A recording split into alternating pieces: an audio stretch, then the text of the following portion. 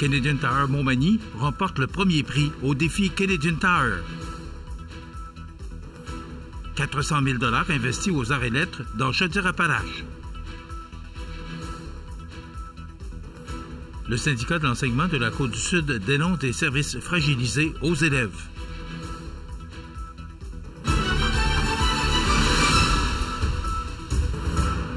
Jeudi 27 février 2025.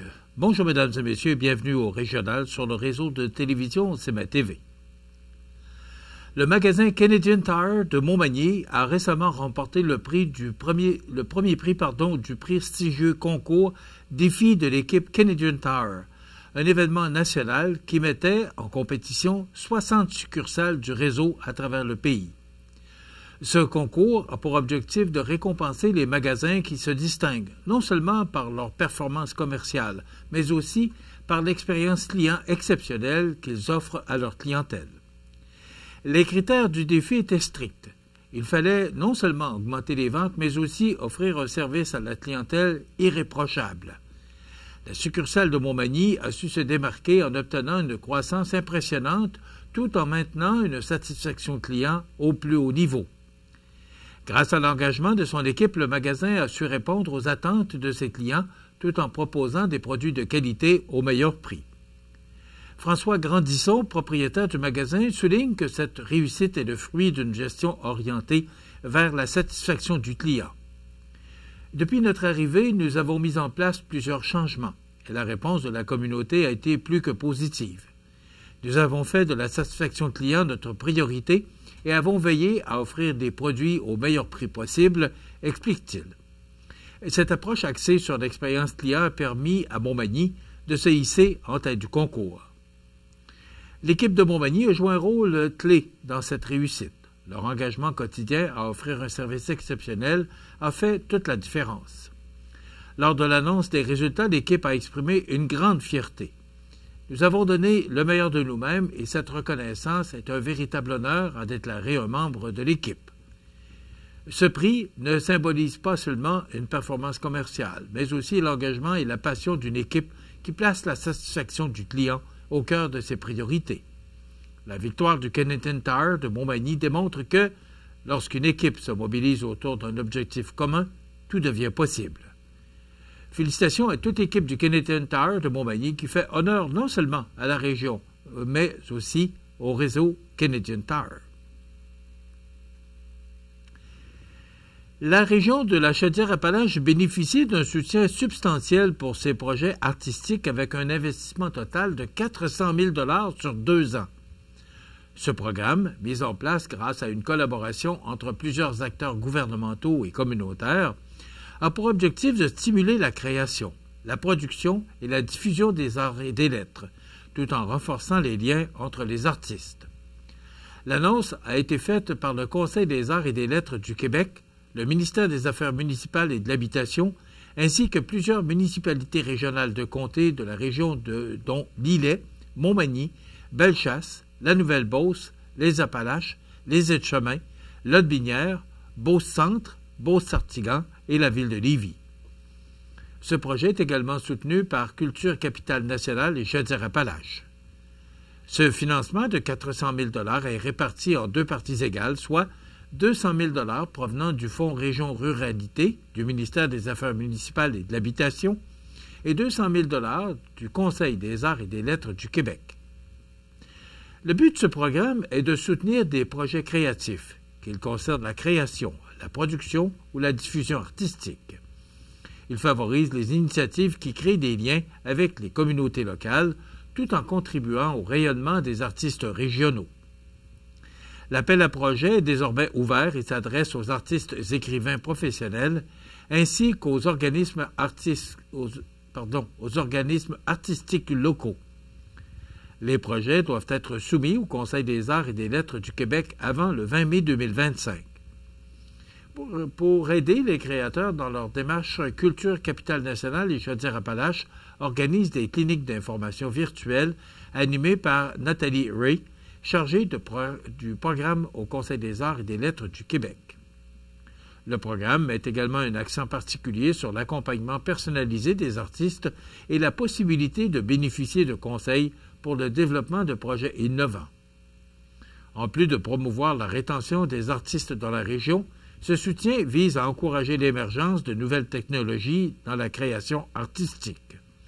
Avec cet investissement, la Chaudière-Appalaches se positionne comme une région en plein essor culturel, où les artistes peuvent s'épanouir, créer et partager leurs œuvres avec la communauté. Cette initiative renforce les liens entre la culture, la collectivité et les différents acteurs régionaux, tout en offrant aux créateurs un véritable tremplin pour les soutenir dans leurs projets de création, de production, de promotion et de diffusion éco-responsable. Le syndicat de l'enseignement de la Côte-du-Sud dénonce ces services ou des services fragilisés aux élèves. On vous donne tous les détails après la pause. Animalerie Montmagny, on aime vos félins, parfois taquins. Oui, vos chiens, même les coquins. Vos oiseaux qui chantent en duo, c'est pour l'amour des animaux. Animalerie Montmagny, pour l'amour des animaux. Le 6 mars, ne manquez pas la 2e édition de Femmes en Action, un événement organisé par CMA-TV pour souligner le droit des femmes. Sous la présidence d'honneur de Gaëtane Corriveau, politologue, découvrez des exposants, des conférences et des panels mettant en avant des femmes inspirantes. Rendre hommage à Hélène Caron de la Maison d'Hélène sera aussi au programme. Entrée gratuite de midi à 18h. Un événement en collaboration avec le Centre d'aide aux entreprises Montmagny-Lillet et la Chambre de commerce de Montmagny. Vous regardez CMA-TV, le réseau de l'information sur la Côte-du-Sud. Les compressions budgétaires frappent encore une fois le réseau de l'éducation. Le syndicat de l'enseignement de la Côte-du-Sud sonne l'alarme face aux coupes annoncées par le Centre de services scolaires de la Côte-du-Sud qui atteindront plus de 900 000 $ d'ici le 31 mars prochain. Et la situation pourrait empirer, aucune garantie n'ayant été donnée sur l'arrêt de ces mesures. Bien que ces coupes aient, pour l'instant, un impact limité sur les élèves, la présidente du syndicat, Nancy Gauvin, craint que leur multiplication ne détériore la qualité de l'enseignement. Personne ne veut revivre l'époque des compressions budgétaires. Les cicatrices laissées par les coupes passées sont encore bien visibles, déclare-t-elle avec inquiétude. Parmi les coupes annoncées, on retrouve le non-remplacement du personnel qui n'est pas directement en contact avec les élèves, la suppression de formations non conventionnées destinées au personnel enseignant, la réduction des achats de matériel pédagogique et une mise sur pause de chantiers de rénovation des écoles. Pour Mme Gauvin, il est impossible de toucher à ces budgets sans que les services aux élèves en souffrent. On nous dit que l'éducation est une priorité, mais on nous enlève des ressources essentielles. Le gouvernement donne d'une main et reprend de l'autre, a conclu Mme Gauvin. Le syndicat de la Côte-du-Sud, avec ses affiliés de la Fédération des syndicats de l'enseignement et la Centrale des syndicats du Québec, demande une réflexion collective sur l'avenir de l'éducation. Il dénonce une gestion à courte vue qui nuit au système scolaire et réclame un engagement fort du gouvernement Legault. Alors que les besoins dans les écoles sont immenses, la balle est maintenant dans le camp du gouvernement qui devra répondre dans son prochain budget. Rappelons que le syndicat de l'enseignement de la Côte-du-Sud représente plus de 900 enseignants et enseignantes à l'emploi du Centre de services scolaires de la Côte-du-Sud et est affilié à la Fédération des syndicats de l'enseignement et à la Centrale des syndicats du Québec. Également, mentionnons que Mme Rachel Bégin, directrice générale du Centre de services scolaires de la Côte-du-Sud, sera notre invitée lundi matin. Du 19 mars au 31 mai 2025, l'Association régionale de loisirs pour personnes handicapées de la Chaudière-Appalaches organise un événement exceptionnel, le festival Un talent pas si différent. Ce festival mettra en lumière les talents d'artistes en situation de handicap dans 4 villes de la région, dont Thetford Mines, Saint-Georges, Lévis et Montmagny. L'objectif du festival est de favoriser l'inclusion sociale des artistes en situation de handicap, tout en stimulant leur estime de soi et leur bien-être. Ces artistes, qu'ils soient en début de carrière ou déjà confirmés, offriront des performances dans les domaines des arts visuels et des arts de la scène. Le public pourra découvrir des créations uniques lors des expériences et des ateliers de création d'art visuel qui ont été réalisés par des organismes de la région offrant des services pour les personnes handicapées. Les œuvres d'art réalisées seront exposées dans différents lieux dont Thetford Mines du 19 mars au 31 mai, Saint-Georges du 20 mars au 4 mai, Lévis du 5 avril au 31 mai et à la Bibliothèque de Montmagny du 22 avril au 30 mai. Ces expositions seront accompagnées de vernissages permettant aux artistes de rencontrer le public et de partager leur vision créative. Les artistes qui souhaitent en devenir ou déjà affirmés auront l'opportunité de prendre place sur scène pour dévoiler leur talent unique. C'est dans ces moments de performance que leur créativité se libère et que leur public pourra pleinement apprécier la richesse de leur expression. Ces artistes, au-delà de leur handicap, impressionneront par leur passion et leur humanité, offrant une expérience qui dépasse les simples créations. Ce festival est une occasion unique de découvrir la richesse et la profondeur des performances de ces artistes qui, au-delà de leur handicap, nous impressionneront par leur talent et leur humanité.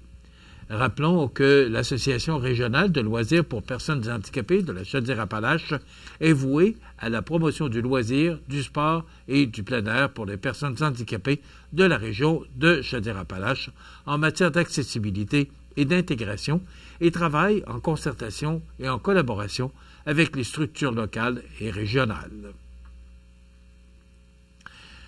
Face à une forte affluence et à un manque de personnel, le CI3S Chaudière-Appalaches met en place la réorientation obligatoire à l'urgence de l'Hôtel-Dieu de Lévis, où le taux d'occupation atteignait 174 % mardi soir. Les patients avec des problèmes de santé non urgents sont dirigés vers des cliniques médicales, groupes de médecine de famille, ou des pharmacies. L'urgence reste toutefois accessible aux cas jugés plus graves. Cette mesure exceptionnelle s'ajoute à la déviation des ambulances vers Montmagny et Saint-Georges pour alléger la pression sur les équipes soignantes. Notons que l'urgence de l'hôpital de Montmagny affichait mercredi un taux d'occupation de 140 %. Et en terminant notre bulletin d'information, nous apprenons ce matin, selon Radio-Canada, que l'acteur Gene Hackman et son épouse ont été retrouvés morts à leur domicile. L'acteur multi-oscarisé américain Gene Hackman et son épouse, la pianiste classique Betty Arakawa, ont été retrouvés morts mercredi à leur domicile de Santa Fe au Nouveau-Mexique, ont annoncé jeudi plusieurs médias américains. Le bureau du shérif du comté de Santa Fe, cité par plusieurs médias, n'a pas précisé la cause du décès du couple, mais a indiqué n'avoir pas trouvé de traces d'un acte criminel. Le cadavre de leur chien a également été retrouvé à leur domicile.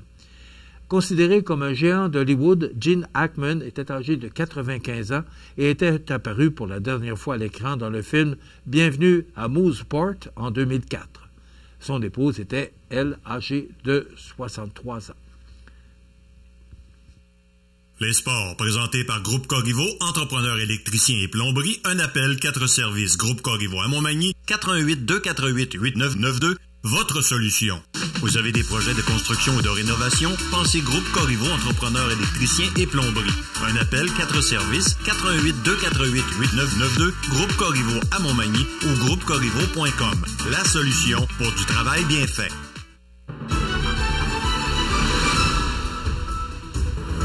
Au sport, les seniors de la Pocatière, bien sûr, étaient en action en fin de semaine dernière pour les 2 premières rencontres des séries 2025 contre Rivière-Bleue et ont pris les devants 2-0 dans cette série 4 de 7. Vendredi soir, au Centre Bombardier, c'est un gain de 6-3. L'attaque a été menée par Gabriel Lisotte et Josua Desmarais avec 2 buts et 3 passes chacun. Samuel Sirois a réalisé 43 arrêts. Samedi soir, les seniors étaient du côté de Rivière-Bleue. C'est par un gain de 6-4 chaudement disputé jusqu'à la fin de la partie avec un but dans un filet désert. Samuel Sirois a repoussé 33 tirs pour garder les siens dans la partie. La 3e partie de cette série aura lieu le vendredi 28 février à 20h30 au Centre Bombardier et le 4e match, quant à lui, aura lieu samedi 1er mars à 20h du côté de Rivière-Bleue. Voilà ce qui complète votre bulletin d'actualité de ce jeudi 27 février. Dans un moment, les prévisions de la météo et l'état des routes. Voilà, c'est tout pour l'instant. Bonne journée, mesdames, messieurs. Pour joindre la salle de nouvelles de CMA-TV, nouvelles au pluriel @cmatv.ca ou encore 88 241 13 13 poste 226. Les prévisions de la météo. Une présentation de Promutuelle Assurance Montmagny-Lillet. Toujours à l'écoute de vos besoins.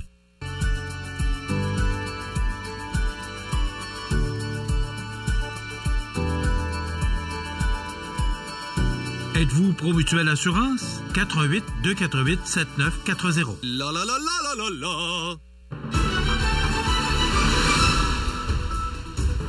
Encore une belle journée, du temps doux, au-dessus des normales de saison. C'est ce qu'on a connu hier mercredi. C'est ce qu'on va connaître aujourd'hui, mais ça va changer. À compter de demain, là, ça va être des températures qui vont diminuer et être au-dessous, devrais-je dire, des normales de saison.